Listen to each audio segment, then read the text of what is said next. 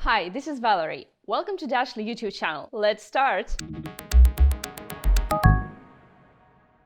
Now, let us imagine you are selling software and you are about to launch the product and step into the market. So you're planning your marketing strategy, right? Your goal right now is to boost the lead generation and get your first sales. Well, that is something really exciting. So you're working on software as a service, and your software is for those who are fond of plants. So your product is either for a small household or for a big enterprise company. Like anyone who has a single plant in the house can get reminders to water the plant using your software. And even a big enterprise company can use your software to get reminders about watering their urban jungle. Let us imagine two types of customers. Now please meet Ashley. She quitted her job recently and started her own business. Now she is at home almost 24/7 and she works a lot, though she doesn't have her family yet, and she loves scrolling over cat memes. And this is Dan, a chief marketer in a big enterprise company. He's a father of 3 and a proud owner of a dog called Sassy. Now, what is common between Ashley and Dan? They are potential customers. Well, both of the prospects need your attention right now. They need your product, and that is why they are on your website. What's the difference then? The difference is that these are two absolutely different approaches. So let's dwell upon this. Now let us go deeper into lead generation on a website for a B2B product like yours. The very first thing that you should pay attention to while generating leads on your website is knowing your product market fit. So product market fit is actually your guide through all the activities you do in the marketing, and definitely it starts from the lead generation. Well, of course there is strategy first, but then all the strategy is broken down into the lead generation and other activities. Yeah, so right now we're focusing on the lead generation. So when you know your product exactly, that means you know the answers to the following questions: who is your customer? How are they going to purchase your product? How are you going to sell your product to them? When are you going to sell this product? And how they are going to use your product, right? So all the answers to the product market fit questions are about whom to sell, what to sell, and how to sell. So getting back to the lead generation, when you know exactly who your customer is and what are they expecting from you and how they are going to use your product, so you know exactly what to trigger when generating leads on your website. Well, basically there are two main ways or two main spheres, segments, whatever you can call it, in lead generation. So this is inbound marketing, inbound lead generation, and outbound marketing, outbound lead generation. So outbound marketing is all about attracting your potential customers almost manually to your product, like sending messages on LinkedIn, sending cold emails, cold calling, launching various ads on the internet. All these are outbound strategies, right? So that means you are putting a lot of effort to attract your potential customers to your product. Now, inbound strategy or inbound marketing.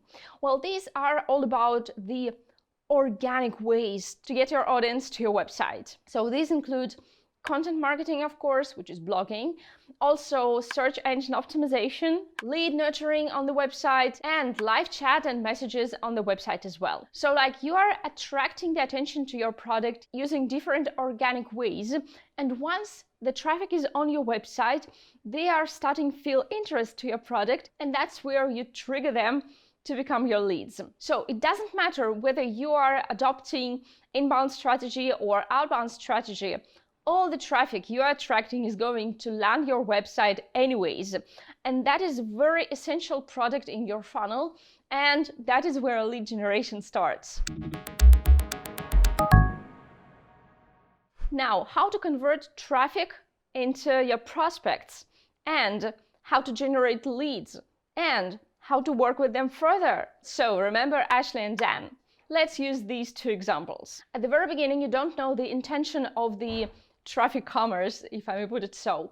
So like Ashley has a couple of plants, while Dan is having urban jungle. So these are two different people already, right? And that means that their intentions are actually really affecting their purchasing ability. So Ashley is going to purchase the product just for a couple of plants, which sounds like a really entry level of your plan. While Dan is representing enterprise company, and enterprise company requires enterprise plans and enterprise offers. And that's where your sales team is going to work on really thoroughly.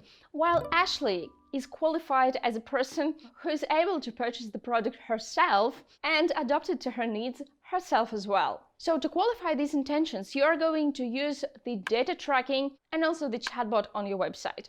Data tracking helps you understand what is attracting the attention of the prospects, whether they're checking your blog or your knowledge base, or they're probably checking the plans already. So definitely understand what is attracting the attention of enterprise customer and what is attracting attention of a customer who is very much satisfied with the self-service product. And now chatbot on your website.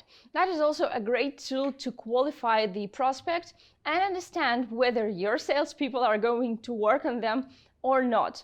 So in other words, a chatbot understands whether you should invest the time of your sales team into a particular person or not. Next, when the lead is generated, you're going to decide how to work with them. So Ashley is going to be satisfied with the self-service for her couple of plants, right? While Dan is actually expecting a personal approach because there is a whole urban jungle needs watering, right? Well, you're definitely going to use email strategy or nurturing campaign for Ashley. So she's going to read your emails, pay attention to your pop-up windows, or probably communicate with the chatbot to get what she wants. While Dan is expecting to have a conversation with your salesperson. So it is really crucial not to mix these people, right? In a nutshell, Dan is not going to buy after a couple of emails from your email strategy, while Ashley doesn't need a call from a salesperson. The pricing for these two people is different, which means the approach is different, and that's what you get with the leads qualification. So B2B leads like Dan are going to be assigned to the sales department, and Dan is going to go through a couple of conversations, probably a demo, probably some special offer, right? So a special approach for special Dan from a special enterprise company. While Ashley is going to read a couple of emails, read an article in the knowledge base, and finally purchase your product for a couple of plants. Now everything is watered and your customers are satisfied. Plus, your sales team spend the time on the right prospects. And other types of prospects got a product as well. Profit from both sides. So, to sum it up, B2B lead generation really depends on three main things. First of all, you should understand your product market fit, because that is really what all your marketing activities depend on. Next, you are going to configure the leads generation on your website, and that is really closely connected with the leads qualification, which should be done properly so that your people are spending the time on the right customers. And finally, you're going to have a nice lead nurturing strategy so that the leads with the self-service are going to purchase your product anyways with the help of your email marketing, and enterprise leads are going to receive calls from your sales, get demos, and finally be satisfied with the product. So that is it for today. Don't forget to subscribe to our channel not to miss a single business tip that can help boost the profit of your company. See you in the next videos. Bye!